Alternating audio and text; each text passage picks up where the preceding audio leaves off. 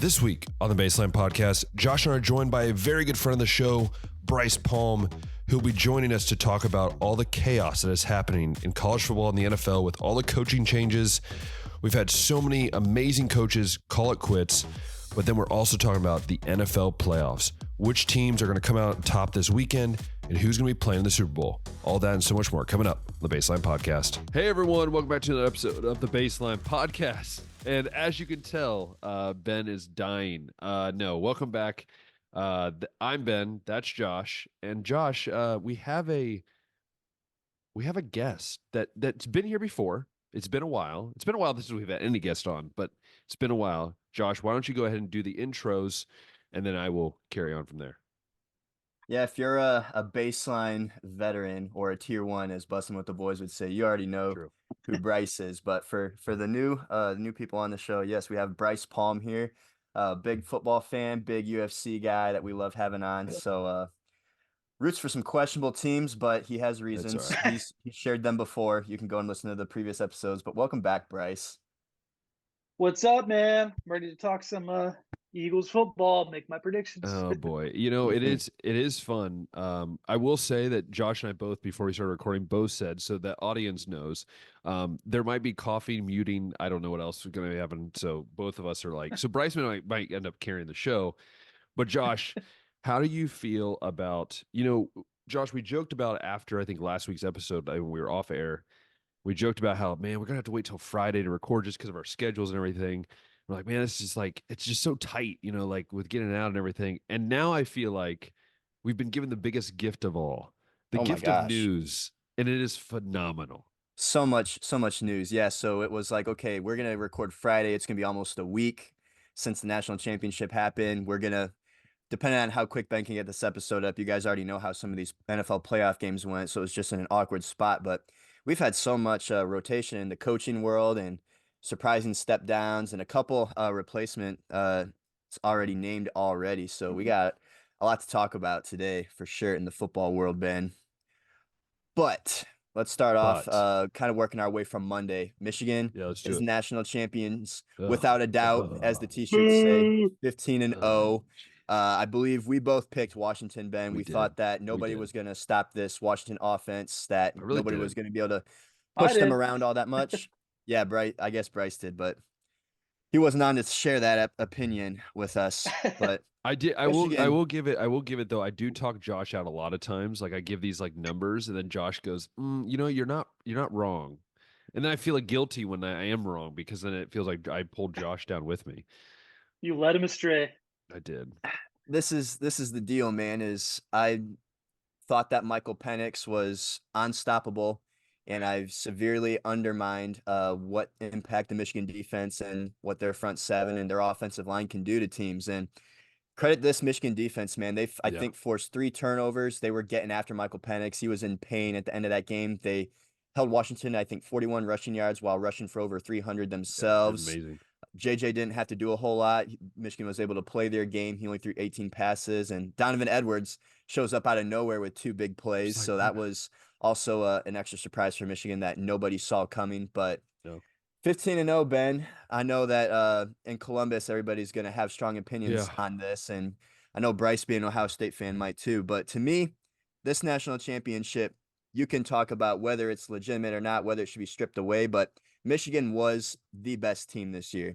Yeah. They had all those allegations and investigation announcements brought to light before all their big games. So they definitely were under a microscope, weren't going, above and beyond if they were cheating at all. They probably cut it off right there.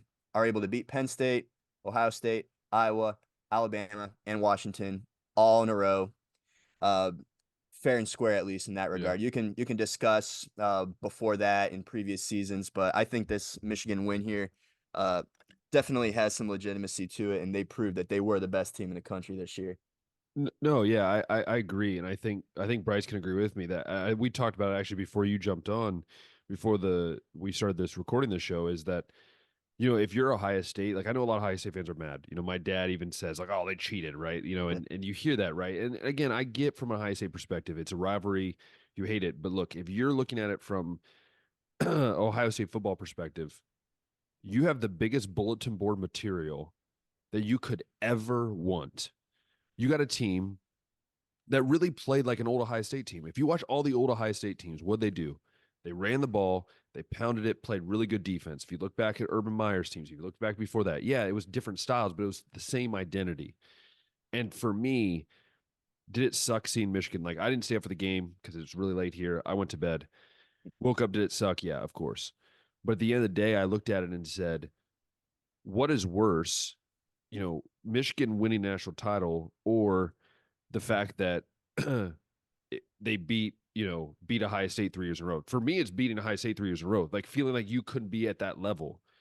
To me, I like, okay, hats off. And I said that last week, Josh. I said if they win, hats off to them, right? They did what they were there to do. And I think to me, I just think that Michigan did everything they could this year, and they fought through adversity. I really do hate how they stole Ohio's pipeline though of Michigan versus everyone. Like, okay, get your own punchline. But no, at the end of the day, Jim Harbaugh has won himself an NFL contract. He's going to be gone now. I was saying this to my dad. Like, Michigan's losing like 40 plus dudes after this year. Michigan's not going to be the same unless for some magical reason it changes. But to me, it's interesting just what's going to happen in the future. But again, I think that's what's going on. But Brice, anything you want to add from an Ohio State perspective? I went in with pretty low expectations all year. Actually, I just from the get go, I did not trust Kyle McCord, even when people were trying to hype him up over the weeks. Like, he's improving. I just didn't really see it, honestly, and I was dreading the outcome. I think we finished the ranking like where I kind of pictured us, between 7 and 10 at the end of the year. The first time in my 30 years of life that I've been able to make predictions for the game, I picked Michigan to win, and because I just knew, I just didn't want to be disappointed. And yeah, they I proved it. Yeah. And so I mean, but as far as how Michigan finished, I thought they were the most like hungry looking team all year, most unified. I mean, I think as the season goes, you can kind of see the teams that are like really, I know it's kind of cheesy, but family oriented, like they want it more than anyone else. And Yeah. I saw that in Michigan, even despite all the scandals and cheating things. That's even almost as impressive as winning the championship. The fact that they were able to get all past that and not let that affect them and still win and blow teams out and just win in the fashion they did. I mean, at the end of the day, I don't like Michigan, but props to them. It's just an incredible season. There's nothing more to say. They were the best team. Yeah, the culture at Michigan, I haven't seen a culture like that in a while. Just dealing with everything that they had to internally, having Harbaugh suspended a couple of times, having to fire an offensive coordinator before the season started, and firing that linebackers coach that Alabama somehow was allowed to hire in. Just so and weird, by the way. on the sideline So for that weird. game. And yeah, definitely a props to Michigan. This was a long time coming, I think, and something they've been building towards. And I think Josh, that I think maybe, I don't know if you'll touch on, but I don't know if David Cohn touched on this on Crane and Company. You can correct me or not. Or someone touched on, I don't remember who it was, but it is truly the changing of the guard. I think the SEC's grip on the college football is loosening up. I do believe that. I do believe you're going to start maybe seeing more parity as NIL, all these other things, but maybe we will see more parity coming from the Big Ten, from the ACC, from the SEC. I don't know. I want to get your thoughts, guys, on that, but like, I feel like maybe this is the turning point with obviously Nick Saban, which we'll talk about, resigning. Like, do you feel like there could be the turn of the tide a little bit?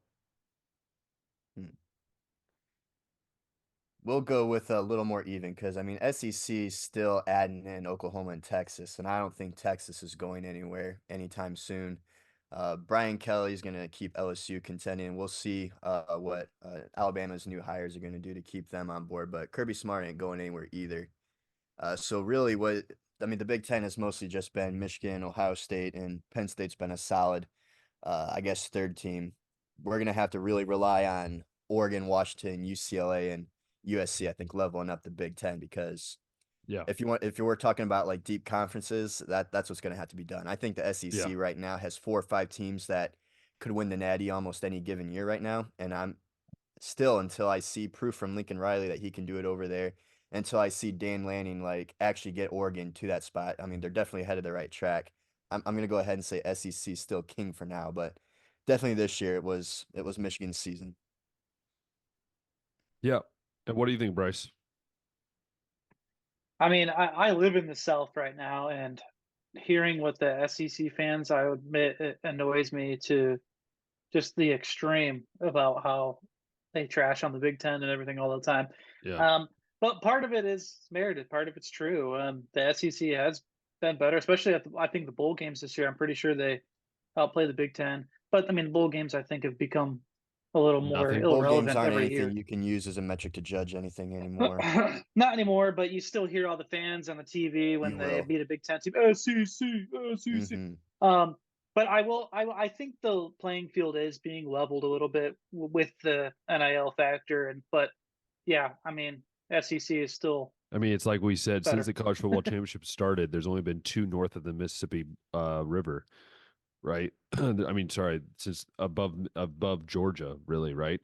Because you have Ohio State, Michigan that's won it, and then outside of that, it's been all the South. So yeah, it's just an interesting concept to think about. And again, as an Ohio State fan, as someone who's a Big Ten fan, like I hope that the Big Ten can kind of maybe start their own run, because I what made Ohio State great back in 2014 is they played like an SEC team. That's what more of these teams need to be, right? Play like these SEC teams, play physical, play fast, which you're starting to see teams do. But, it's just going to be interesting what's going to happen. Obviously, the Big 12 will be interesting. What's going on with there? According to Deion Sanders, they're going to win everything next year, which, okay. But yeah, there's just a lot of chaos that's going to happen over the next 12 years. And I Steve, think the playoff, the yes. 12-team playoff, I think is going to determine a lot of like the 100%. conversation we're having right now. I think that'll determine what we see between the Big Ten and SEC in the next 3-4 years. For sure. Yeah, you guys want to move to some coach talk? Oh, Leah, let's do it. Let's do it. So Yeah. I want to go ahead and share a narrative and a funny story with a little bit of history. So 2006, you guys remember, Alabama's looking for a football coach after the 2006 season, and it looks like Rich Rodriguez is going to be that guy. But then for whatever reason, the deal falls. And a month later, Bama goes out and gets Nick Saban, goes on a dominant run, wins all these natties. Now he's finally stepping down. But what could have been, I mean, we'll talk about Nick Saban's career here, but what could have been college football had Alabama gone with the Rich Rodriguez hire? Oh, gosh. What Jeez. Michigan could have been had they not hired Rich Rodriguez? Still Would they bad even at be that winning the point. national championship in 2023? Had they not had to sink down to the level that Rich Rodriguez and Brady Hoke sunk them to go and get Jim Harbaugh to build them back up to this point?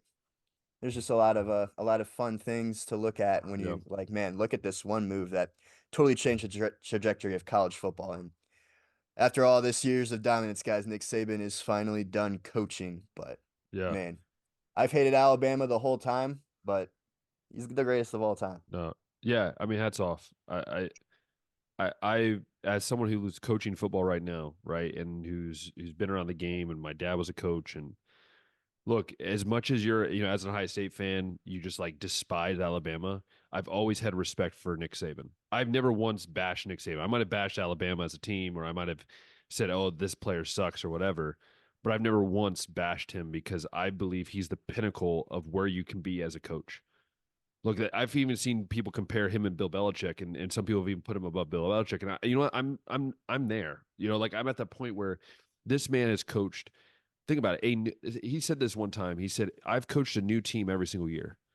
He never has the same guys every single year. And then what he's done year after year, even at Toledo, and then he coached for the Browns because we just create champions, and all these other things, that he has gone through in the change of football.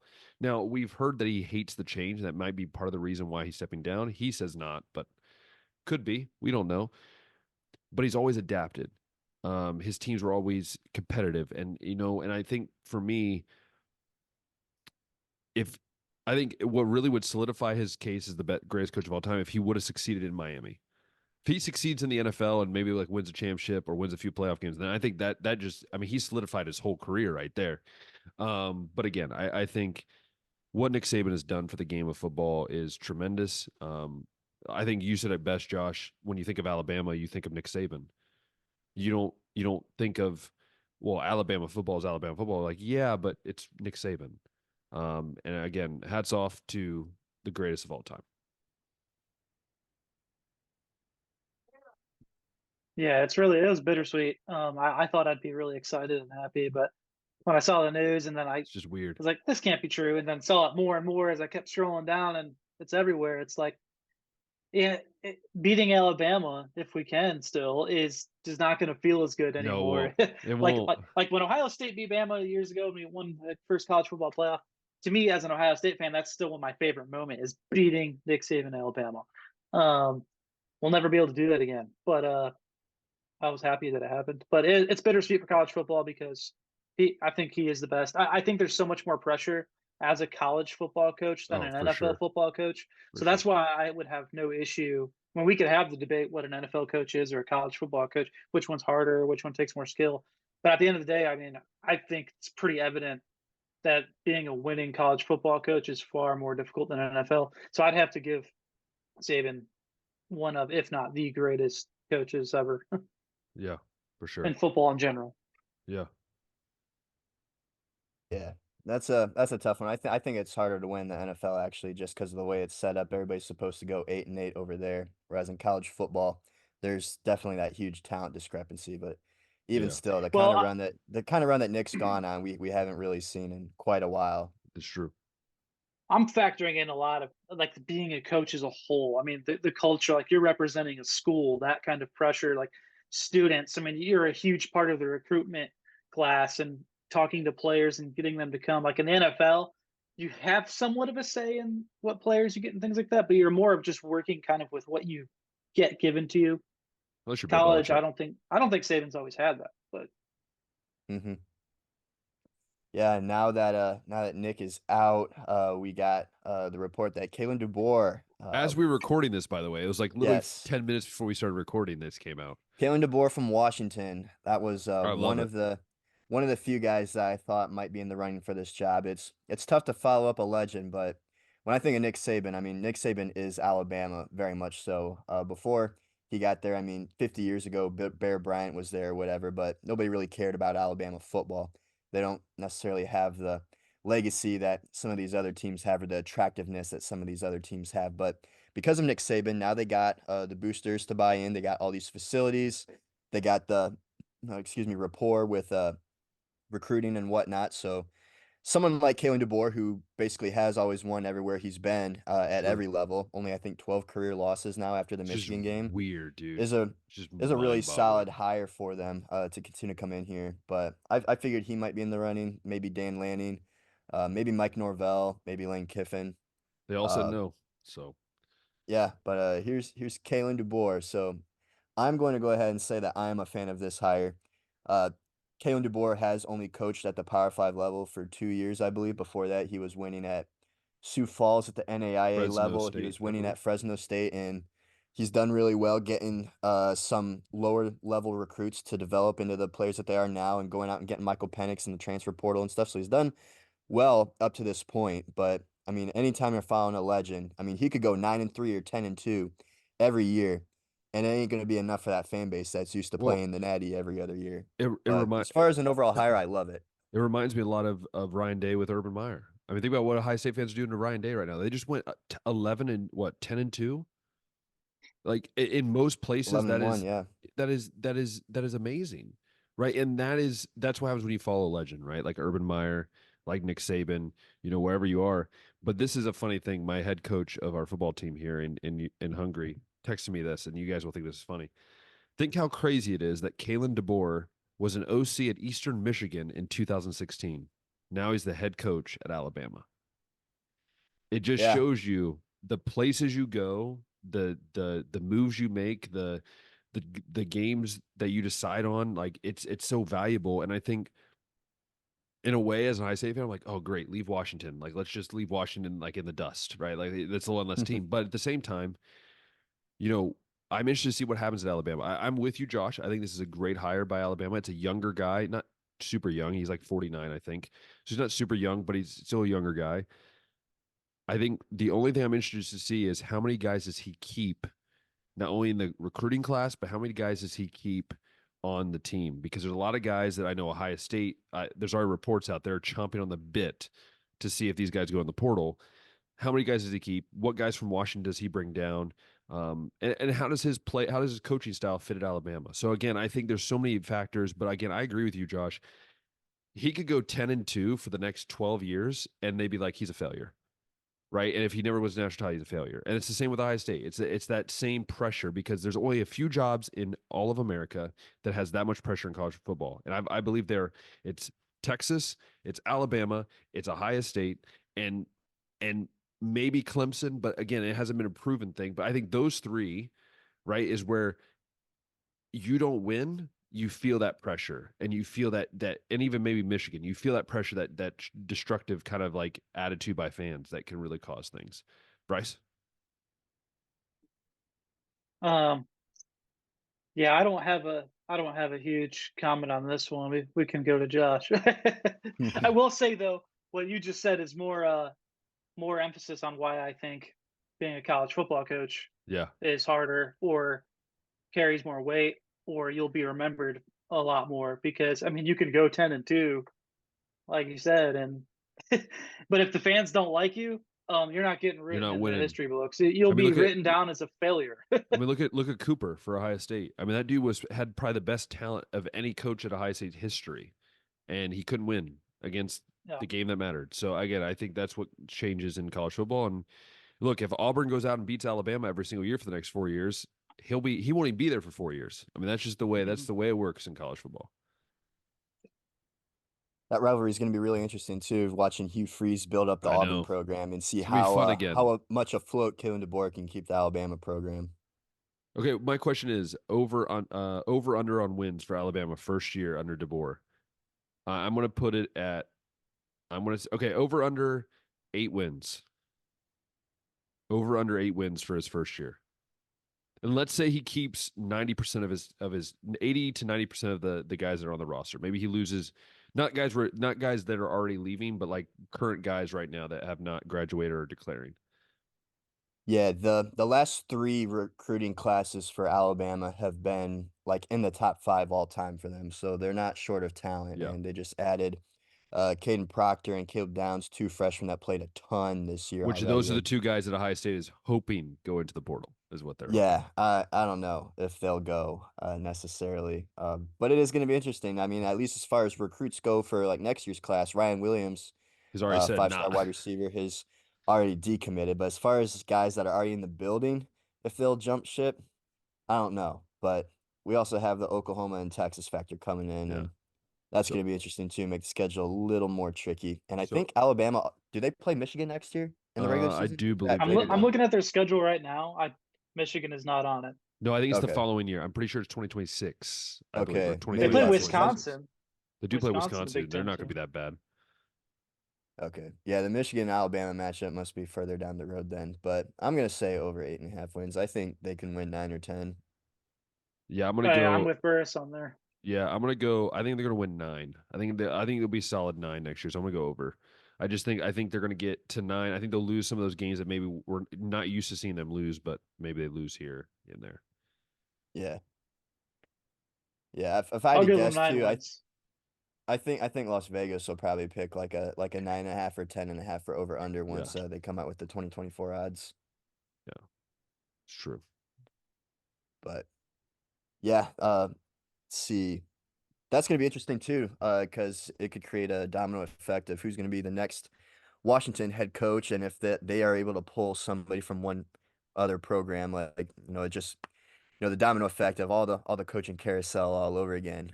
Do you guys think that Washington's an attractive enough job? They've been able to get No. people like Chris Peterson over there. Sarkisian has been over there, and Kalen DeBoer has proven that you can win over there. I don't know if they're going to be able to pull an elite Is it- name necessarily, but maybe they can go out and get like a Lance Leipold from Kansas, who's Maybe. working his way up the coaching ranks, or maybe attract Mark Stoops to come over or something like that. Oh. But I don't know if they're ever going to get like the home run, kind of like the Alabama was looking to get? I'll clarify. No, because I don't think it's an attractive job. Like, is it a good coaching job? Yeah, of course. Like, they were just in the national title. Like, do I think it's attractive? Like, if I had a choice between, let's say, like, between, I don't know, let's say like Iowa State and Washington, I think I'm going to Iowa State. Really? Yeah. You're That's a going to hot Iowa take. State over Washington. Oh Do you want man. to live in Seattle? Really? I You don't wanna want to in live in Seattle? Iowa anywhere. At least there, I'm not getting mugged. All right. All But right. here's the other deal. I think at Iowa State, and they've proven that if you can win 7 games there, they don't care what else you do with Matt Campbell over there. You got job security if you can consistently win 7 games over there. Exactly. I don't know if Job Washington security, gives you. I don't know if attractiveness. Washington gives you second or job security with 7 wins every year, but I'd much rather go and coach at Washington. You'd rather go Hands live down. in Seattle. That's what he's saying. I mean, I'd I rather get. go coach the Iowa State basketball team. They got a solid program over Yeah. there. You never said which sport. You never said which sport. Okay, well, if we're talking college football, give me Washington, and I'll buy a house outside of the state and live there in the off season. Jeez, just And travel in. I'll just grind and sleep in my office in the football season. No, yeah, I mean, okay, to answer your question, I think it makes it more attractive that they're in the Big Ten now. Yes, I think it for does sure. help that. But I do worry that, you're going to see an exodus of players, which makes that job a lot less attractive. Biggest name out there I could think of is maybe the Toledo head coach is a name that they're thinking of. I can't remember his name off the top of my head. He's a guy to think of. I think Liberty's head coach. Don't be shocked if you Jimmy see Chadwell. his Yeah, if that you could be see a his good one. name, Jimmy Chadwell. I also believe that Jason Candle. Jason Candle from Toledo, yeah, and then even Iowa State's head coach. We were just talking about Iowa State. I think that's a great job for him to bump maybe Matt one more Campbell. level up, Hmm. and go to the Big Ten, which he's from the Midwest. He kind of knows that style of football. Yeah, it's gonna be interesting, but yeah. And Ohio State's bringing back pretty much everyone. Just wanted to put that out there again. I was just going through all the guys I know for sure. They announced today that Dylan Johnson, Romo Dunze are out, which no surprise there. Figured they'd be going to the NFL, and obviously Michael Penix, who was I think the biggest piece Yeah. of this last year, winning 10 games in the regular season, going to the national championship this year. So they haven't been able to recruit at the top 10 level yet. I don't think. I mean, they under lost. I Kalen. mean, you think about it, they lost Emeka Ibuka, JTT. Both of those guys left Washington to go to Ohio State. So those are the guys they missed out on. Is like those level of dudes, which is the crazy part. Yeah, speaking of other guys coming back, yeah, Ohio State's pretty much going to have. Yeah, they have everyone back. I think except everybody except Mike Hall. Mike Hall's leaving. she I should wish be we had back. Fleming. I wish we Yeah. had Fleming coming back. Yeah. Well, Fleming wanted to be number one, and Ryan Day looked at him and go, Yeah. "We have Jeremiah Smith coming in. Are you crazy?" So Everybody yeah, pretends that Julian Fleming's good. I don't think you guys are he's going not to that miss great. him. He's a blocker. Dude And that I this is the thought should thing. have transferred out last year. I'm going to say this now. I'm going to make a bold statement. Okay. You know me. I'm Nothing always new bold. here. I'm always bold. I'm going to say this. If Travion comes back, again, as we're recording this, Travion has not announced if he's coming back. If Travion comes back, you're going to see two Ohio State rushers with 1,000 yards, plus Will Hallard running for 500. That is bold, brother. You know why it's bold? Because I don't think they're going to. Judkins literally has said that he's moving from Ole Miss because the main thing was he was getting so many carries at Ole Miss. I think he was getting like 350 carries a season, which is a lot for a running back. And I think him splitting with Travion, I think you see that, and obviously using Will Howard's legs. But one thing I will be bold out that's not too bold, but I do think is important to note is I think that the offense is going to look. I think the offense will look so much better next year than what it does this year, just in the fact that the way Will Howard can use his legs. I think it's going to change the dynamic of the offense, and I think the defense, by the way, is still going to be freaking good. I mean, they get everyone back pretty much. It's just it's so lovely, Josh. It just makes me feel good after that crappy month I've had. Well, I'll tell you what, given that I believe right now Will Howard isn't much of an upgrade over Kyle McCord, they're going to need both those guys to rush over 1,000 yards. What do you mean he's not much of an upgrade? He's more athletic. That's already a huge upgrade. All right, so he's not a statue, but I don't know. But this is my thing. If you watch his film, like again, there are some parts of his film that are like, "Ooh, dude, you need to clean that up."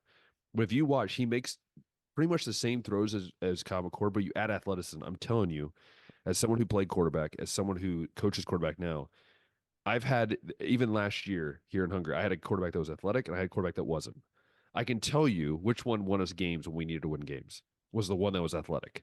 So I'm thinking that is the biggest aspect, is a guy who can say, hey, things break down, I can go make plays. Right? JJ McCarthy, he's not a freak, but he makes plays when things break down. And like that's what you need at the end of the day, to guy that can go make plays when you need it the most. Again, I don't think he's gonna be the prettiest, but that's the If way all it is. other things are equal, I'd go with the more athletic guy, but it's just a guy that's been benched twice at Kansas State isn't someone that I'd be the most excited about coming in to replace my quarterback that I already had. That won me 11 It's games the much year better than before. right now. I feel like it's much better than what we got left on the roster. So Yeah. But to finish my point, I think you're gonna need both those guys to rush for 1,000 yards just because you're not gonna be able to count on like that CJ Stroud, Dwayne Haskins, Justin Fields-esque quarterback play. So if you're gonna have a dominant offense, I think Michigan's proven that you can still play football that way and win a yeah, lot of games, but that also goes to the offensive line having to be tougher, having to be bigger and yep, stronger. that's true. True. But yeah, if you're Ohio State, you're definitely excited about everybody that's coming back on defense and getting Egbuka back, and if you can They add Travion in, then and they were fired the special teams coach. It feels and oh so my good. gosh, yes, It that feels needed to so happen good. so long ago. By the way, he's been there for 4 years, and I'm like, why did we wait 4 years to fire this man? No offense, I'm Yeah. sure he's a great guy, but he sucks at coaching special teams. Bryce, while we're talking about coaches, what's the temperature like in South Carolina with Shane Beamer right now? I think everybody expected him to take a step forward and win 8 or 9 games this year, and I know they had a lot of injuries and stuff, but season kind of sucked, even for South Carolina standards. I mean, there's like Let's- two perspectives down here. It's 50-50 right now. It's not like the Ryan Day situation where I feel like majority of the fans, for some reason, are putting him in the hot seat, which I don't think he should be just yet. Um, but he really is like changing the whole culture down here. Like you can even feel it when you drive in Columbia, how people talk about him. There's the people that are really quick to jump off, and like they did with because they still have a bad taste in their mouth from Will Muschamp. Of course, um, it's Will. but I mean, there's just been so many circumstances that really stunk for them with injuries this past year and just horrible defensive play. But Beamer, I still think people really love him. I like him. Um, I like him too. yeah, he's fun. I think he's a great football I like coach. him too. It's just we got to give him a couple of years to keep recruiting. We got to get people to come to South Carolina. It's just so Yeah. hard in the SEC. Alabama, Georgia, South Carolina. Yeah. Where do I want to head? Like Texas, if I were to choose Oklahoma. picking the campus, I'd pick any other campus, but if I'm gonna choose That's head coach, uh, I'd pick. I really like him.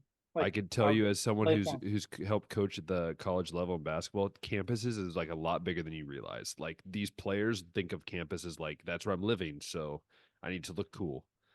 I don't get Yeah, it. I mean the Gamecocks campus is known as one of the like top 5 party schools, so there's that Of draw. course. You know?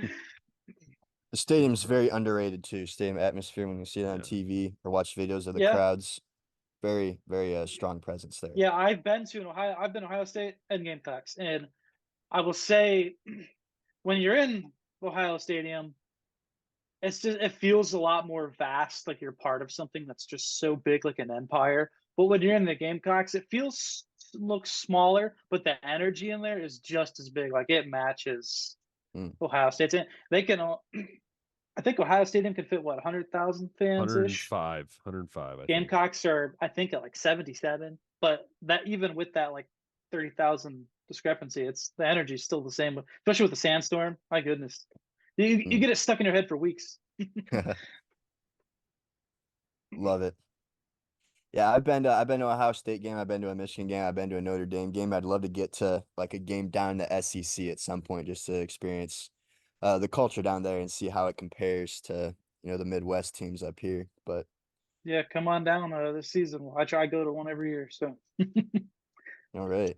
You know how we like So cool. I love how we just skip over Florida. Like we're just like we never really touch on Florida. It's like he wants to maybe touch on it, but we just skip over it. Just I can tell you Well, I what was I at the think of Florida Billy. game actually this past year, which the Florida game was the game that wrecked the Gamecock season. Like we I were winning remember that you whole were game, and talking about that before, and I was like, yeah, you guys are probably gonna win. And it is I mean, funny though. that was a I'm not gonna lie to you. There was Florida fans next to me, and we're winning, and I'm just going like this right in their face, and then the Gator Chomp, and then right at that like last minute, the fourth quarter, I just like tried to get out of there as fast as I could. yeah. You Yeah, know, I would say the temperature down in Florida, it's tough because I don't live there, so I have to rely on Twitter, which is, the so extremists, reliable. and then myself. But at least the way the national not national, but the Florida media talks is they're down for giving Billy time because of how difficult the schedule was this year and also how difficult the schedule is going to be next year. Recruiting has improved, especially in state since Billy's taken over. They got the number 3 quarterback in the 2024 class coming in, and hopefully he doesn't have to start right away as a true freshman. He might though. But I'm willing to be patient, just as Michigan was patient with Jim Harbaugh, for over a decade, and they finally It's win a true. national championship. Maybe So that brings it back to you. yeah, it's we really fell behind the SEC East too. I think that Tennessee has for sure jumped us, and Georgia's basically cemented themselves as arguably the king of the conference too. And I think now we're more so trying to stay ahead of, the South Carolinas and the Kentuckys when, it wasn't too long ago that we were running well, I won't say running the East, but in contention for the East every year. You need Urban, man. You need Urban back. Need to bring Urban back. Maybe. Urban back, Urban back. Sorry. Yeah. So temperature in Florida, I think, is still wait and see. Lukewarm. It's like lukewarm. Yeah. Yeah, for sure. Yeah, definitely glad that Dan Mullen isn't there though. That guy just didn't care in his last And season. when they were talking about Ohio State hiring Dan Mullen, I was like, please no, please no, please no, No. please no. Yeah. Please don't.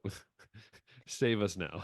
QB whisperer that's never really developed a quarterback that doesn't try to recruit. And But that's the thing is like I hate when these college teams go out and get a guy that literally he said he hates recruiting and they hire him. I'm like, what are you doing? Like you're literally they'd getting a ask guy Dan that Mullen questions about recruiting in the middle of the season. He's like, well, we're playing football games right now, so we're not really worried about recruiting. And it's like, bro, there's literally high school games going on and recruiting gets done. Commits get done during the fall. You can't like just put all that off until the end of the football and that's season. why like Mike Vrabel, that's why he left college ranks because he hated recruiting. He literally like told Urban Meyer once, he's like, I don't want to do this. Like I don't want to go like on the road. And so like it's kind of like one of those things where a lot of these guys once they hate it, they move to the NFL. They're like, I don't want to recruit anymore. And I think speaking of Mike Vrabel, that's a perfect segue to get into some of these NFL that's why I coaching am, man. changes. Just Mike Vrabel out at Tennessee, Bill Yes. Belichick out at New England, Pete Pete Carroll out at Seattle.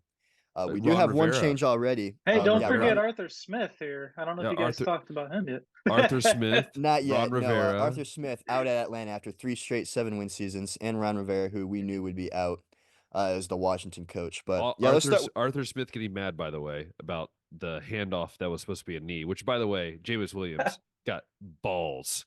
Jameis Williams got balls. To me, it's like you're in the decision. NFL. Anything Team goes. decision. You're grown men. You're pros. I mean, yeah. it was at the 1 yard line. Like, I don't blame him. Like, I don't blame him to go like, let's just score a touchdown. Yeah. But still, he's just like, he's like, when team decided, I'm like, dude, you got balls, man. Mm-hmm. Kahunas. We'll start with Vrabel, though. I think the dude is one of the most liked coaches by his players in the league. The dude has won with some of the least talented rosters in the country. Given all the injuries they had just a couple years ago, they still finished as the 1 seed. And the Tennessee front office just continued to make life more difficult, trading away A.J. Brown, going and drafting Malik Willis to be the quarterback of the future. And they finally just fire him. And I don't know if that was because they just are trying to clean house all the way and just start fresh, or if Mike didn't want to commit to a tank and still wanted to try to win since the division. I mean, even this year was still wide open with, down to the final game, Houston, the Colts, and the Jags are all tied. But I thought Mike Vrabel being a hire at New England would be a slam dunk, but they decided to go the Gerard Mayo route. But we can talk about Vrabel first and speculation on where you guys think he might go and whether you were shocked by this move or not. I, to let him I go. I'm not really shocked. I mean, I did hear some news that came out that said the owner wasn't too happy back in October when he was getting inducted in the Patriots Hall of Fame or the Ring of Honor, and he basically said there's no place like this anywhere. It's like kind of a dumb thing to say when you're a head coach of another team in the NFL. Um, but I don't know if that's true or not. But that was just something. I was very surprised. I don't think he deserved it. I think he's proven himself over and over again that he can win. I think the perfect fit for him, and I've said this since it happened, is Seattle. I think Seattle is the perfect fit for him. I either think Seattle or the only other place I could really think would be like maybe Atlanta. I know they're interested in Bill Belichick, but I think one of those two places I think kind of makes sense of where I think would fit for his style of coaching. Hmm.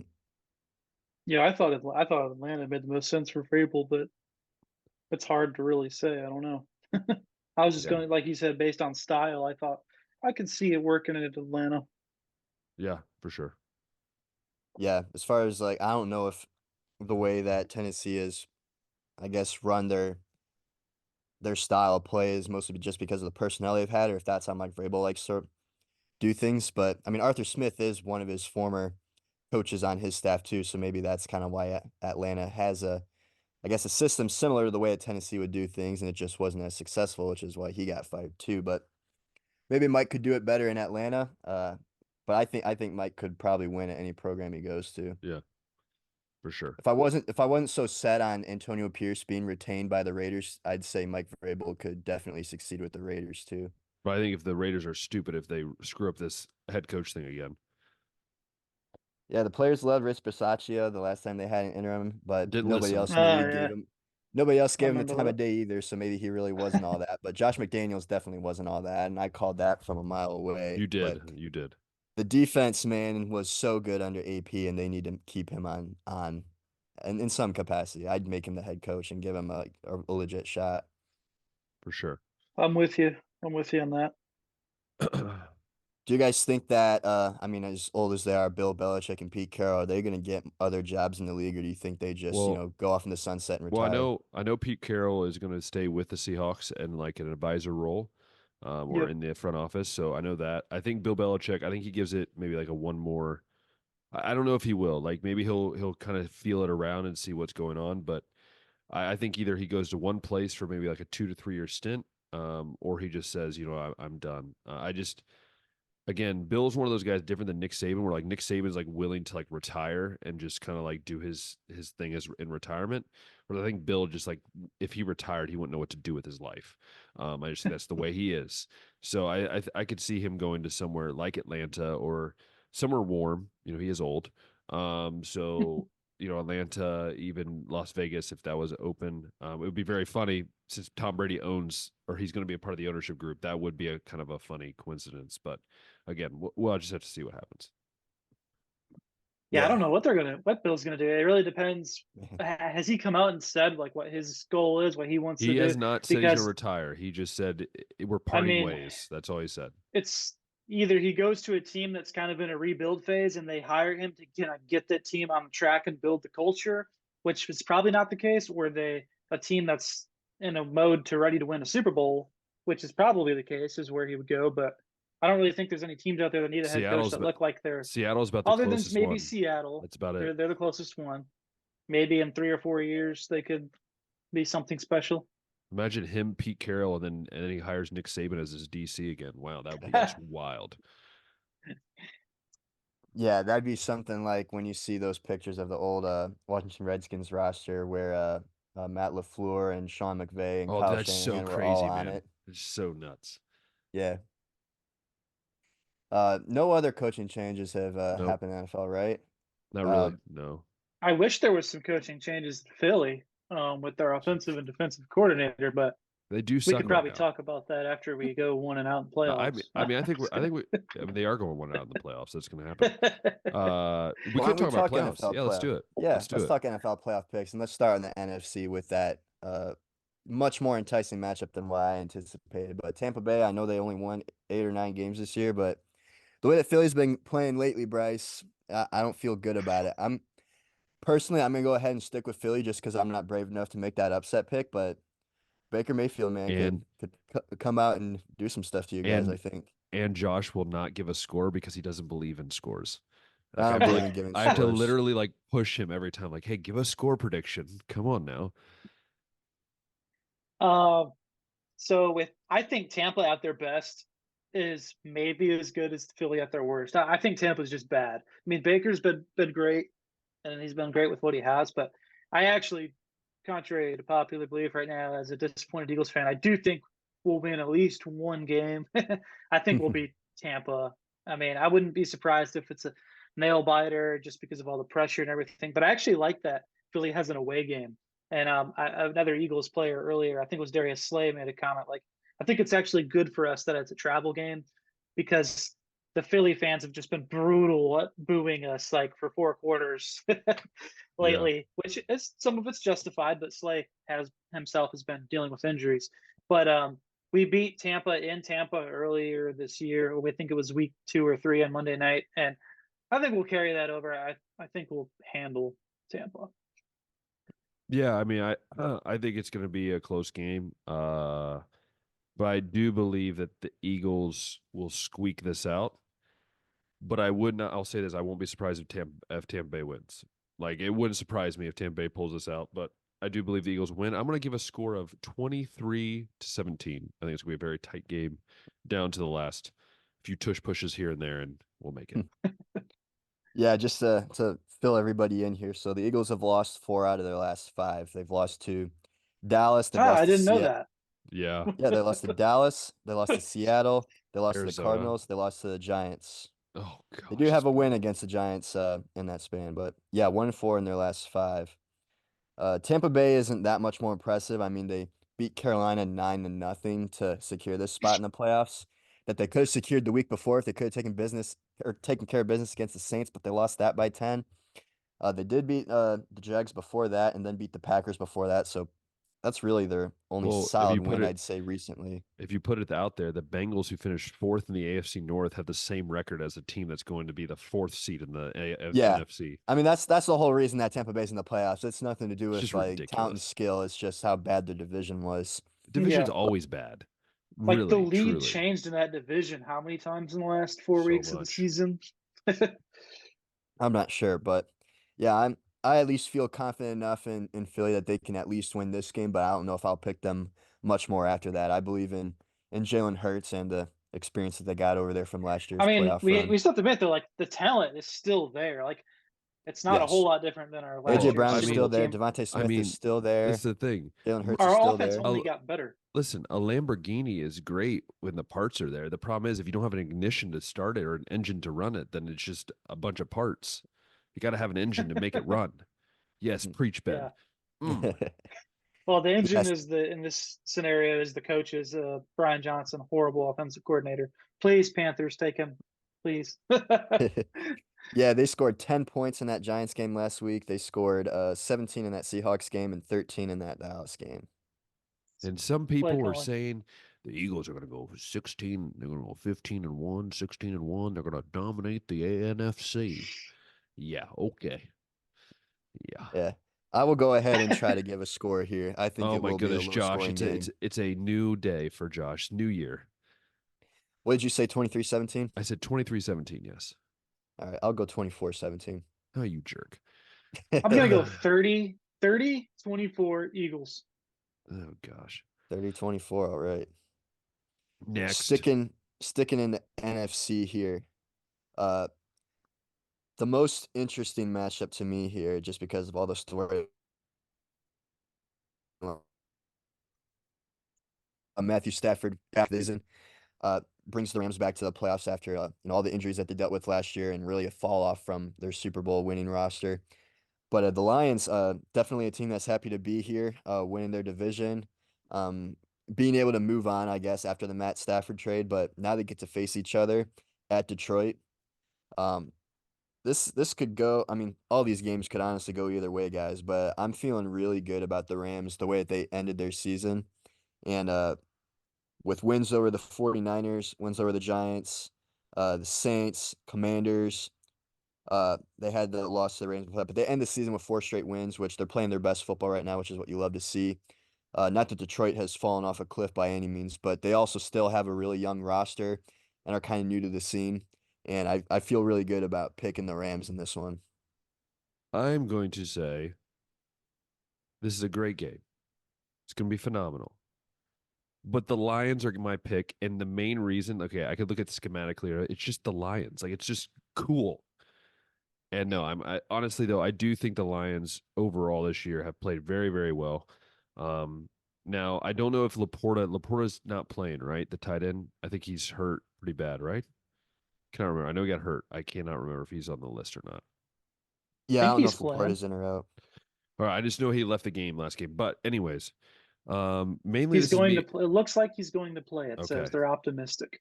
So I'm going to say Lions win this game, and I'm going to go not by much, but I'm going to say the Lions win 30-27. And I think it's going to be a game-winning drive by Jared Goff to stick it to his old team.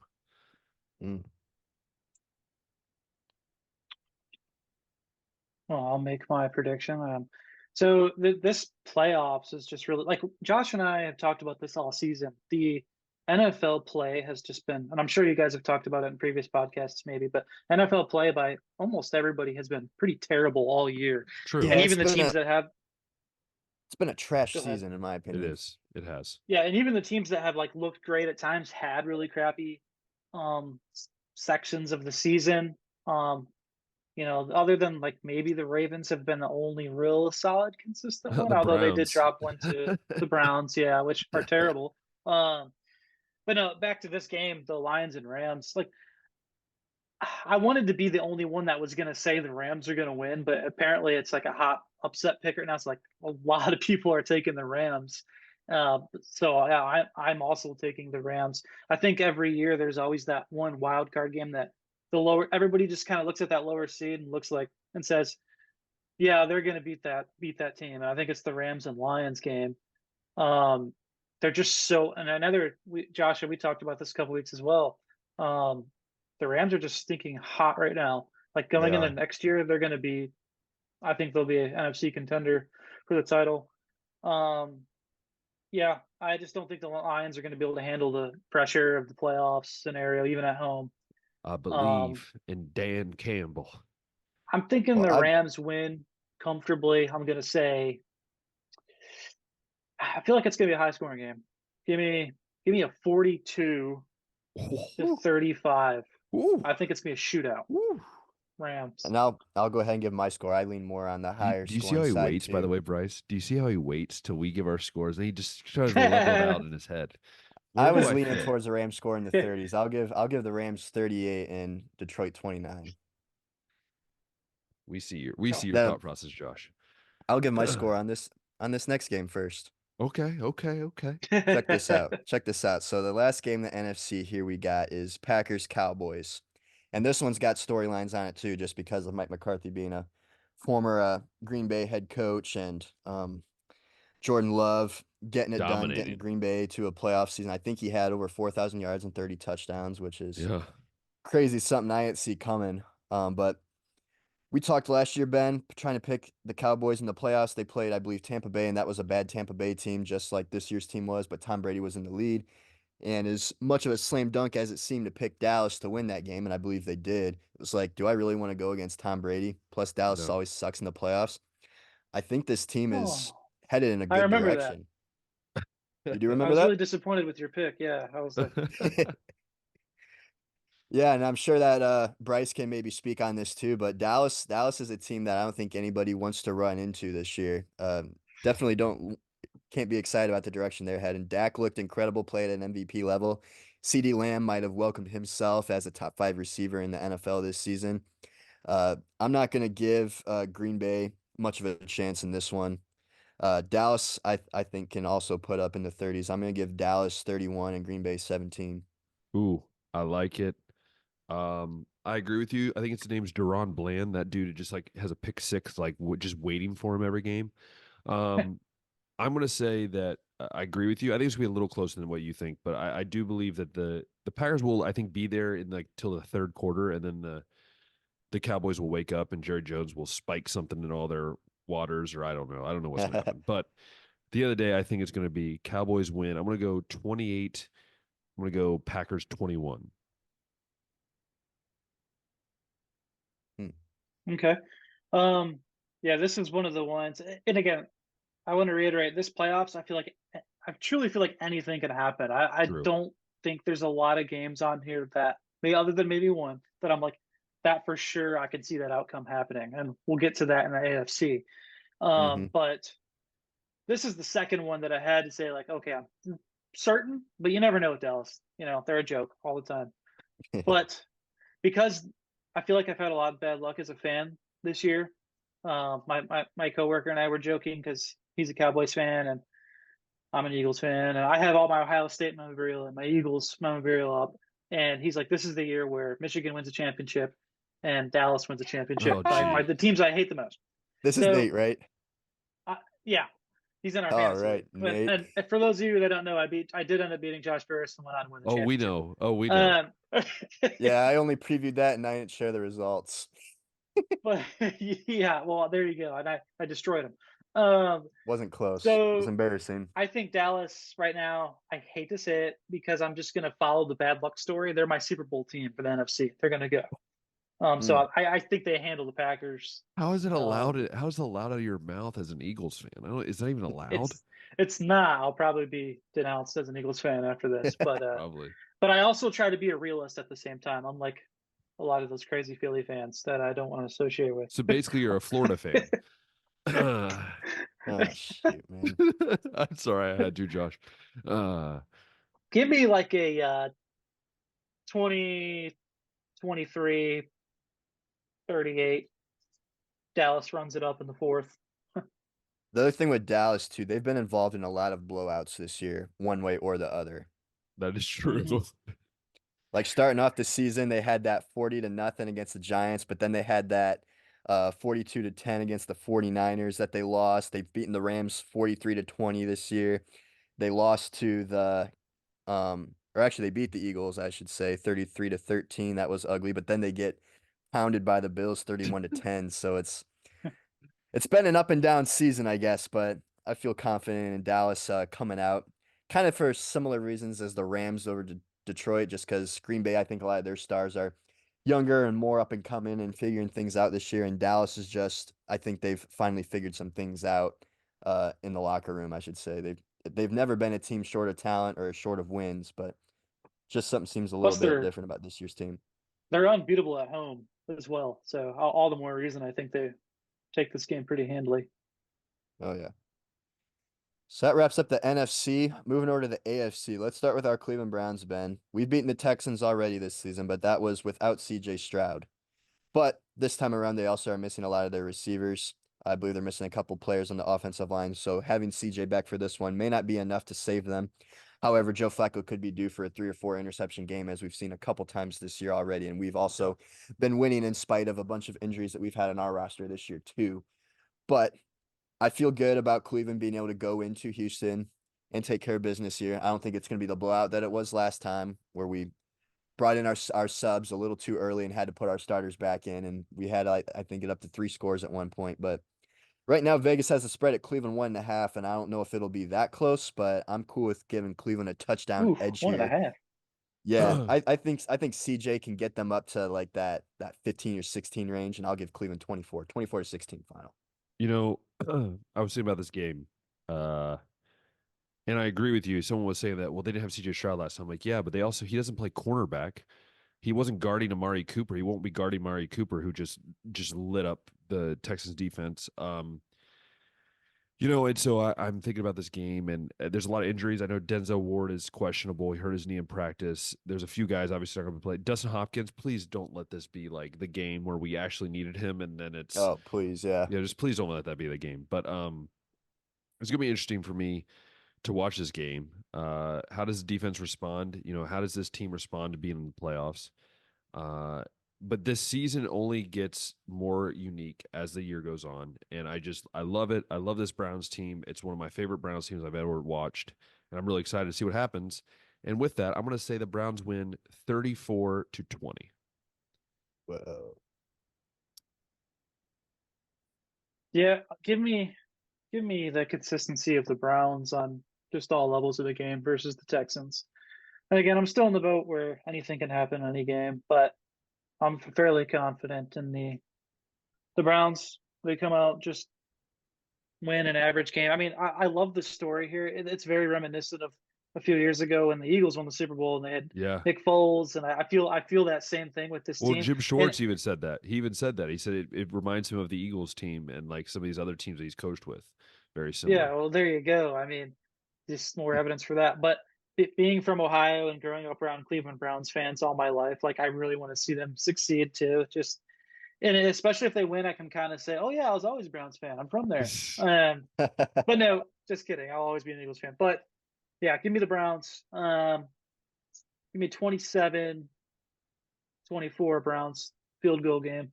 Oh gosh, please no. Please no. I can't. I can't Field do goal another one this game. game. I can't. Oh, give me Man. stress.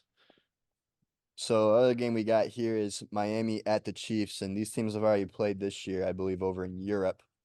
This one's looking like it's going to have some wild weather here, guys, which I think could Negative 32 or something like that. yeah, Ridiculous. I think that's going to be a huge negative for the Dolphins. Not to mention Yep. they've gone like 1-5 against teams that are 500 or better this year, so don't feel too good about that regardless. But Chiefs offense has been kind of mid lately, but their defense has been much more strong this year, and I think a big reason why they're able to win 11 games is because of the way that they can rush the passer and force turnovers. So I'm going to go ahead and give this one to the Chiefs. I don't know that it'll even necessarily be that close. Depends on how much I guess Kansas City is going to score in this one, but I'm only going to give Miami 14 in this one, and I'll lean Kansas City 28. You know, everything you said, Josh, I agree with. But there's one thing that we didn't count on, and that's the curse of Taylor Swift. And I believe the curse of Taylor Swift conquers all cold. It conquers all talent of any team. And I believe this is where it finally folds for Travis Kelce and the Chiefs. And I do believe Tyreek Hill has his redemption. And I think that the Dolphins will somehow squeak this off. This also could be possibly because I don't want the Browns to have to face the Ravens the next week. But still, You know, it'll be all exciting. of listen, all of this is, I think, building up to that. And so I think the Dolphins win. I'm going to go 42-39. Whoa. In a snow game or Don't cold game? ask 42 don't- to 39 in a Don't snow ask me. game. Don't ask me how I got 39. I'm still trying to figure that out. I even felt wild going with 28, but I think there'll be like a defensive touchdown that'll help that 28 out a little bit. Yeah, there'd be like a strip there could have sack, been- hey, there fumble, could be touchdown, Plus something Miami's like that. defense, I mean, could be they're 4 coming defensive off allowing touchdowns. 56 to Baltimore, and There could be 4 defensive touchdowns. You don't know that. Mm. Could. Okay, I'll give me 23-17 Chiefs. I think it's going to be a fairly low-scoring game. Taylor Swift, man. If it was just Give a me the regular curse. weather game, like I really think it's 50-50 straight up. But I mean, come on. With this weather, the Chiefs are there all the time playing in the cold. It might be a cliche to talk about weather and home field advantage or whatever, but I mean, there's some truth that rings to those things. And I think there's evidence to show that. And I mean, the Chiefs have the advantage in every possible way. Now, the only way I could see the Dolphins winning is if this game is just so snowy, it's so cold, they have to rely on the running game strictly for everything. And the Dolphins are they both playing? Both of their running backs? Yeah, I think I so. don't know, I'm I'm pretty not sure. Chain and Yeah, I'm yeah. pretty sure they are. Yeah. So I can see them slipping through, getting some touchdowns in the snow. It's going to probably be a run-heavy game to a degree. I don't think they're going to throw bombs to Tyreek Hill in that weather, though. But so you never know. Could go either way, but I'm going Chiefs. Taylor Swift, I'm telling you. It's I hope that's the case. By the way, guys, before we talk about this last playoff game, Travion Henderson. Yes, I is know. I coming just back saw to Ohio that. State. Yes, I just saw that. So what I said earlier, I was correct. See, Well, now you can make the prediction because they are Profit. both back. Genius. All right. Last game here. Well, I I'm mean- curious. Oh, go ahead, Bryce. Sorry. Go, I Bryce. was going to say I'm excited. He must see something for the reason to come back. Like, It's Yeah, that gets- that's- championship. gives me something to be optimistic about. yeah. With the amount of guys that came back, I mean, this is how Michigan built the roster that they got. Bunch of Why not guys that do it? felt like they underachieved and they weren't going to leave until they finally got it done.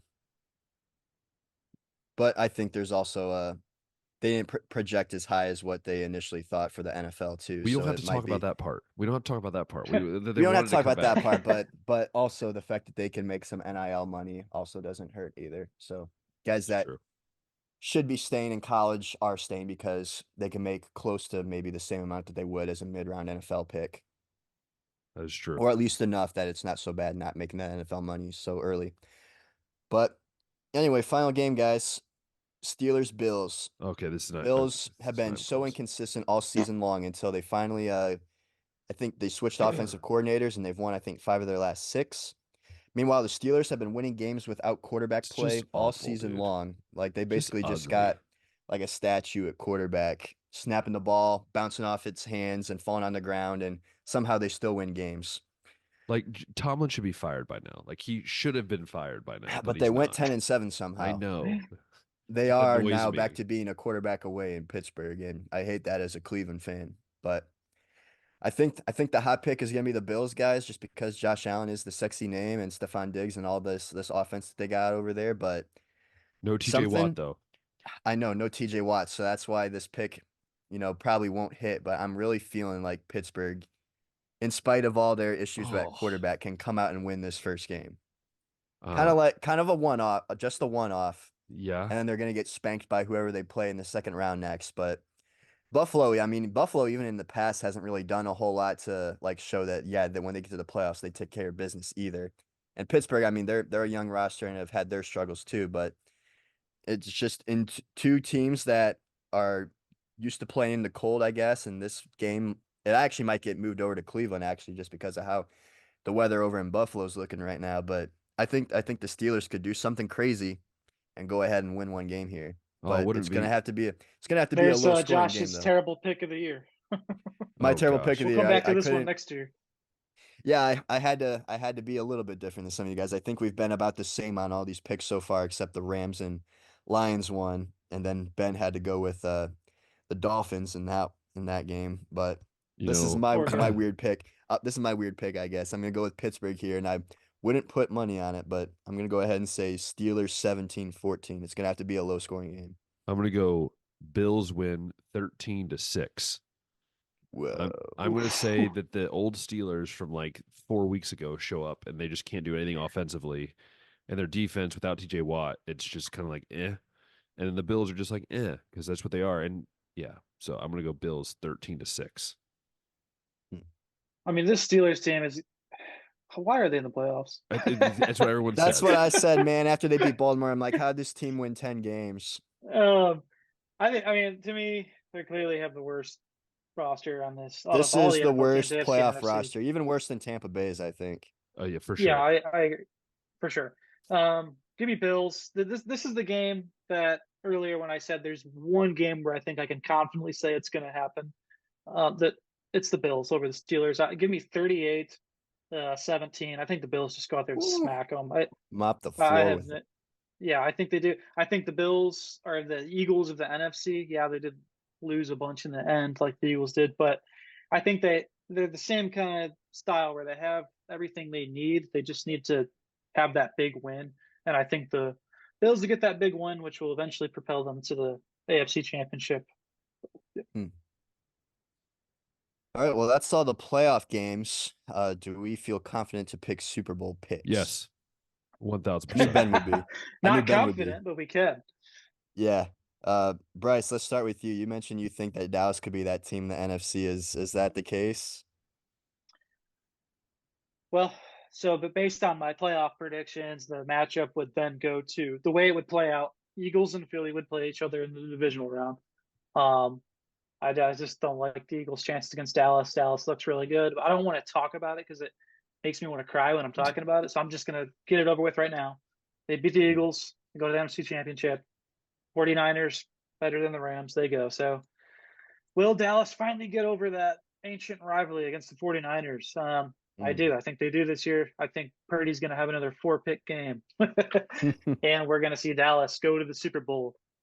And then in the AFC, I love that I have the Ravens and Browns playing each other. I know you said you're scared of it, but as a Browns fan, I feel like I'd be really excited for that. Oh yeah, I wanna play it's your Baltimore. former I former want to play team. Baltimore. If I could It's pick any team to Yeah. face, it would be Baltimore. It's the former I team, mean, and it's where Flacco played. It's the perfect scenario. I yeah, just hate if you it. go in there, what a story. I mean, especially with Oh yeah. Joe Flacco. I mean, you go in there and smack them.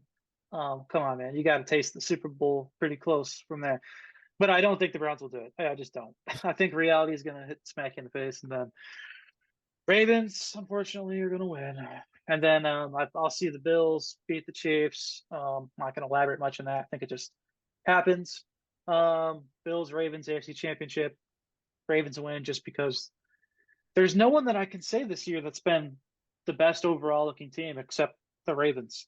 So we have a Ravens Cowboys Super Bowl. Give me the Ravens. Dallas is not going to win. They're going to choke.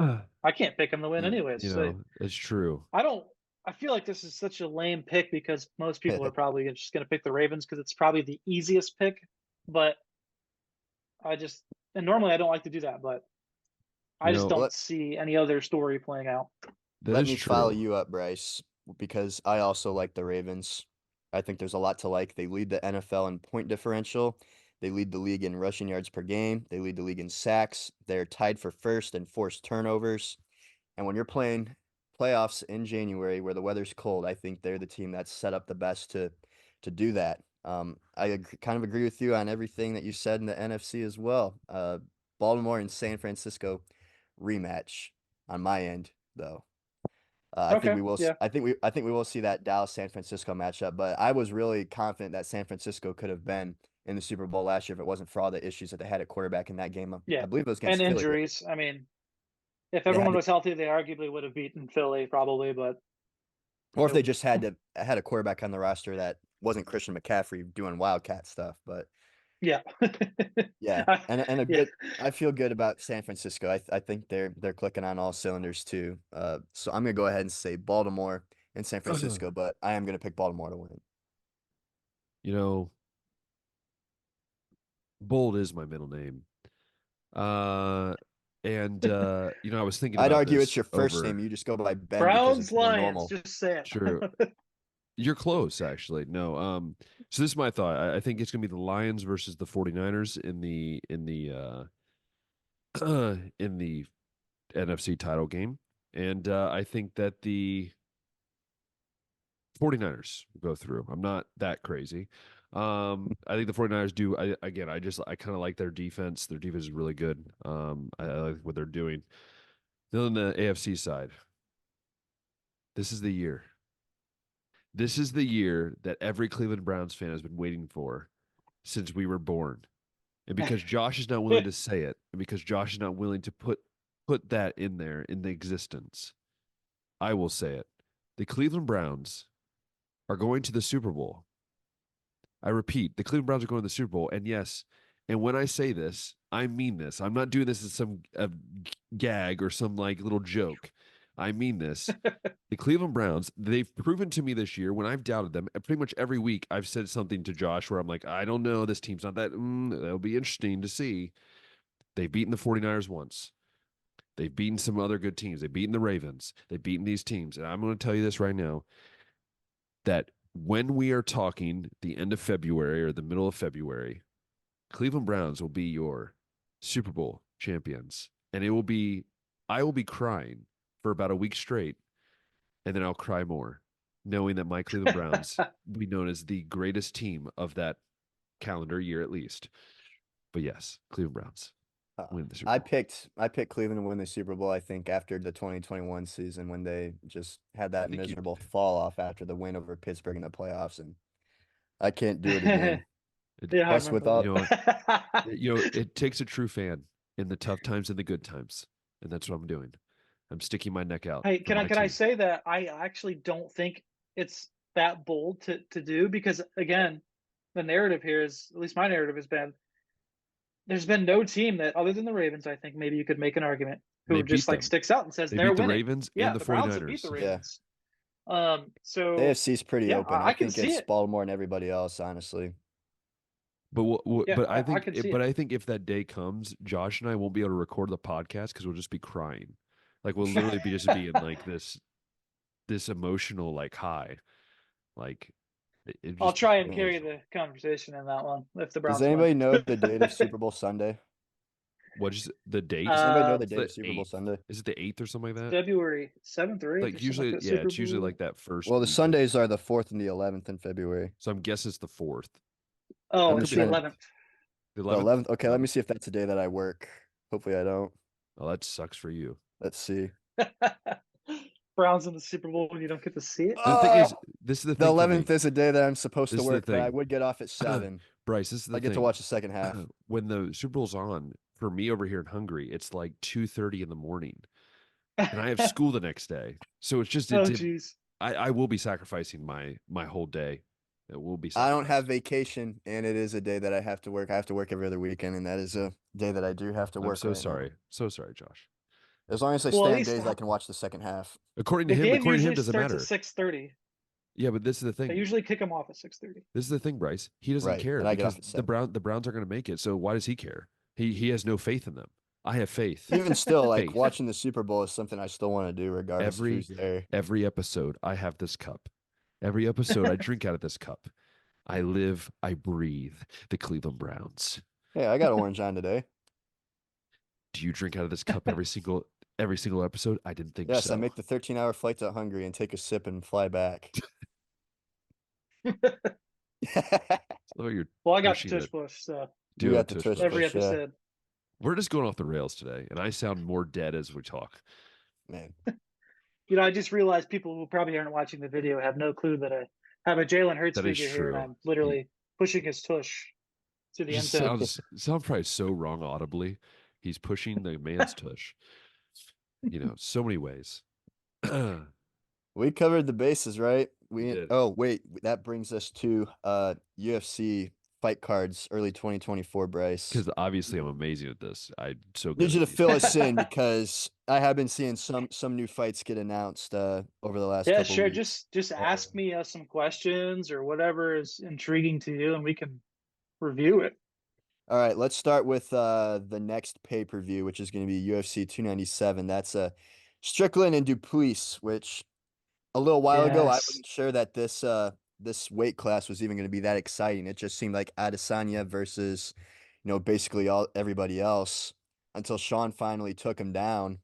And then now between him and Robert Whittaker and Cannonier's still a solid fighter, and Duplessis has just come out of nowhere lately. This weight class is kind of exciting again. Right now, Strickland is the Vegas favorite, -135 to defend the belt. But what can you tell us about Duplessis? Because I think he's kind of a newer name that maybe more casual UFC fans don't know about yet. Sean Strickland obviously has a much louder, bigger personality that I think even non-fight fans will know about. But tell us about this fight, Bryce, and what to watch for here and what kind of style fight we could see. Yeah, the middleweight division has never been too exciting, but it's because it's always just been in the shadow of Israel Adesanya, Robert Whittaker. But Duplessis just kind of came out of nowhere in late 2022. He had a good fight against Darren Till. He went on to beat Derek Brunson last year, and then of course had that killer fight against Whittaker where he just annihilated him. I was like, I didn't even honestly pay attention to that guy's career up until that point. I'm like, my goodness.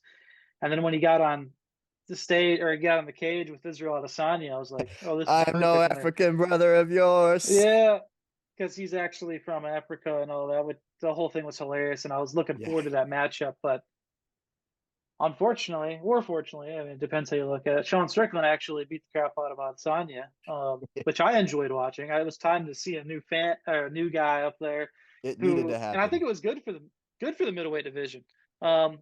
Strickland's fun to watch. He's such a unorthodox fight style where he just, throwing jabs, curling up. But I don't know how this fight's going to play out because I actually think Duplessis has this also extremely unorthodox fighting stance and style. I think we're going to get 5 rounds of stand-up, and it's really just going to come down to who has more damage. I think Strickland's going to be able to put more output on him and beat him, but I would not be surprised if it goes and Duplessis' favor and goes the other way. So we'll see. Yeah, I agree. 1000%. Understood everything that was said there. Yes. But if Duplessis wins, I mean that's perfect for the narrative of Adesanya like coming back Oh and yeah, them that'd be getting their probably the fight. next title fight. I mean, because his first fight back is, I mean, he's Israel Adesanya. He's a legend. He's one of the biggest names in the sport. They're going to give him the title. He's going to fight Duplessis. If Strickland wins, I still say that the fight with Adesanya and Duplessis makes sense. Just do that fight, and that's not a title fight. We got to see that fight. Right, that could be like a co-main maybe. Yeah, and then another Strickland can future fight card. maybe Cannonier Yeah. again, because I know Cannonier beat him earlier on. But shut Agreed. up, Ben. Agreed. But yeah, that's kind of all my comments on that. I mean, that's the first pay-per-view of the year, the big fight of the year. But the rest of the card is honestly a little weak. The real That's what I exciting was ones just are saying. It's coming like, is in there in, anything else to watch for? Because now these matchups really look exciting to me, at least. I mean, there's the title fight for the vacant belt. After Nunes retired, it's just been vacant for a long time. Most casuals probably aren't gonna know Raquel Pennington or Myra Silva, but it should be exciting if you're into that kind of thing. If you're into that kind of thing, all I don't right. know what that means. I don't know what I meant by that. If you're into women title fights that don't have very exciting fighters in them, but I think Pennington will probably win that one. I'm not going to break it down for you. I'm sorry. That's okay. I think UFC 298 has at least more big names on it. We're going to see an Alexander Volkanovski title fight there. We're also going to see a Robert Whittaker Paulo Costa matchup. We're going to see Henry Cejudo fighting again, which I think is going to be exciting. We also get to see Tai Tuivasa on a pay-per-view which I haven't seen in a while, if my memory is correct. Tell us about this card though, Brice. Volkanovski, he's playing. Hope I can pronounce this name right. Leah Tapuria, 14-0. Yeah, So I think Topuria. that's the appeal. Topuria. So Topuria is like very similar to Volkanovski in my opinion. He's like a younger version of him, and I really wouldn't be surprised if Volkanovski's time is up because I think he's more on the tail end of his prime or his career, and Topuria is like entering his. But Volkanovski's a legend. I would love to see him win this fight. I can't pick a winner. That's how good I think it'll be. But if I had to put money on it, I'd go Volkanovski. But don't be surprised if Topuria wins and becomes a star. You heard it here first. Yeah. Costa, the dude never fights. Every time he gets a fight, it's either canceled or rescheduled, or he gets some kind of infection and has to wait 6 months and then gets a new matchup. I was gonna say his So record's I 14-2, and I feel like he's been fighting longer than that. Yeah, and like let's see, the last time he's actually fought. Okay, if you type in his name on Google and you look at all his fights from 2023, he has 3 canceled fights. Wow. Robert Whittaker canceled, Alskarov canceled, Hamzat canceled. You go in 2022, he has a canceled fight against Rockhold. They did eventually fight, and that was a great fight. But he hasn't fought since August of 2022. That's crazy. So who knows? When you have that kind of layoff, regardless of how good you are and who you're fighting, it's never good, especially against a probably hungry, hopefully reborn Robert Whittaker. I'm hoping, yeah. Yeah, I'd love to see Robert Whittaker win. I love him. He's a entertaining guy, great fighter. But yeah, that's definitely a fight to look out for. It's definitely worth, like, this card is worth watching, unlike the other one. I mean, Henry Cejudo and Dvalishvili, awesome, because the winner of that could easily probably go on to fight Sean O'Malley, the Sean circus O'Malley clown. down the road. Yeah. Yeah, I mean, you got Ian Gary and Neil on that card. They hate each other outside of UFC even, so that could be exciting. Yeah, every fight on that card is worth tuning in for. Even the fight night after that, I'll just throw a quick one in. The fight night after that in Mexico, they're putting together an awesome Mexico card with a bunch of Mexican fighters.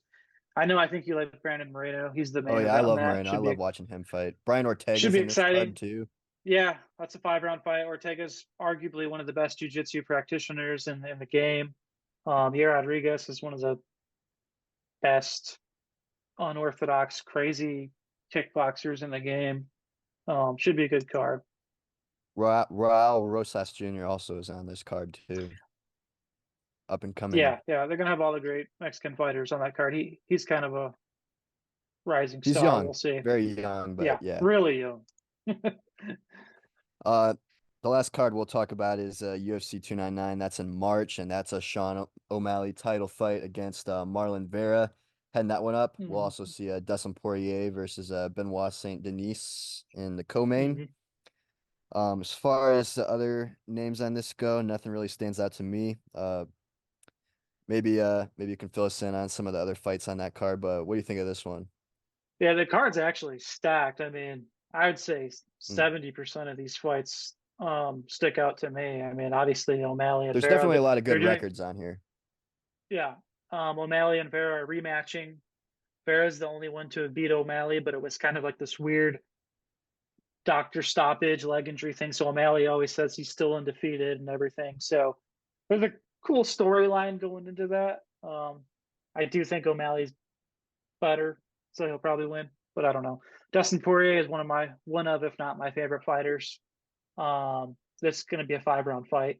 Saint Denis, this fight's just weird. I don't know why Poirier took it, because I thought he was always looking for like a top 5 matchup, but maybe he wanted something that looked really intriguing and challenging, because Saint Denis is like a French special forces guy, like their version of the Navy SEALs, and he's crazy to watch. Like, he's just an absolute warrior in every sense of the word, because he is a real life warrior. So I'm really intrigued to see how that fight goes. But I don't think being a warrior, like a soldier outside of it, or is necessarily going to help you in the octagon, because there's rules, there's gloves, Dustin Poirier is a seasoned MMA fighter. But we'll see. But without getting too heavy into them, I'll just name off a couple fights worth watching. Curtis Blades and Almeida is going to be awesome. Blades is probably the best wrestler in the heavyweight division. Almeida is probably the best jiu-jitsu overall grappler in the division. So I really want to see somebody beat Almeida, because he just sits on everybody, and he's not going to get away with that against Blades. Gamrot Dos Anjos is going to be awesome. Gamrot's going to be a rising star you're going to see holding a belt probably in a few years. What else we got here? Gilbert Burns is always super exciting. Peter Yan's coming back. He's been on a weird losing streak. I'd love to see him get back in the win column against Song Yadong, but Song Yadong's another rising star. There's just a lot of rising guys on this card. And fan favorite Kevin Holland is fighting Michael Venom Page, who is a superstar in a different MMA division, or whatever you want to call them. Promotion. It's blanking my mind. Yeah, promotion. Why it's blanking my mind which one he fights for right now, I don't know. But Bellator. It's exciting. Yeah, I believe it's Bellator. Yeah, it's exciting seeing a Bellator guy come over to the UFC and do that. That's right. So you hear that, Josh? 2 words of solved problems. Yeah. I actually make it. Yeah. Go ahead. I actually didn't make it that far down the fight card. Usually, you'd see Gilbert Burns or Peter Yan fighting on the pay-per-view. Yeah, it's weird. I don't know how they're going to structure this card yet, because they haven't really said like which 5 wins are going to be the main card, which 5 are going to be the prelims, because there's so many good fights on here that you're going to see main card level quality fights on the prelims, which is okay with me. Oh yeah, me too. So yeah, circle that. Well, every fight will be worth watching. I mean, even the fights I didn't talk about, the matchups, like stylistically, are all fantastic. Agreed. Yeah, those are going to be something that I'm definitely going to try to be tuning in on. I got to do a better job at checking what time these fights go on too, because the worst thing ever is when I make plans for the day and I'm going to watch the UFC fight card at night, and then it's like in some weird time zone where they're at 2 p.m. and I'm like, what the heck? He defended the belt? You got to be kidding me. I thought that was at 11 p.m. or midnight. Yeah, you might see some weird times this year, just because, now that we're officially out of all that COVID bull crap, they're starting to bring a lot of the fight nights back to other countries and other big cities. Well, the Mexico fight should be pretty close to the time zone that we live in, or at least just a couple hours off. So I feel good about not missing that one. Yeah, but maybe in the future, after these cards get going, we can get on and talk about some of the more exciting stuff that we want to see or would like to see, because there's all kinds of news we could theorize about, and title fights. Oh yeah, But yeah, that's just kind of a gist for the beginning of the year. Agreed. sweet.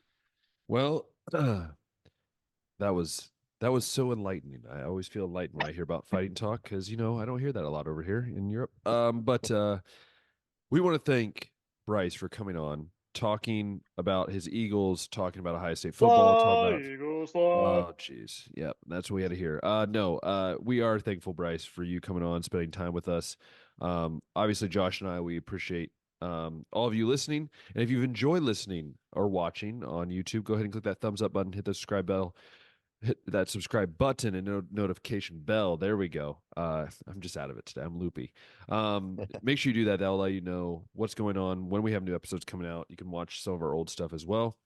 And then also, if you're listening on Spotify, Apple Podcasts, share it with your friends and family. You know how it is. I don't have to go over this. You know how it is. But again, in below, I would like you to put comments of what you think is going to happen with the Super Bowl this year. Who's going to make it? Who's going to win it? Give us your score Eagles. predictions below. Yeah, right. So that is going to be this week's show. But again, next week, obviously, there'll be probably more news coming out. We'll talk about it as the week goes on. Basketball will be coming back in the fray of us talking about things. March Madness will be here before you know it. It's a crazy time of the year, and we're glad to be here. So until next time, we'll see ya.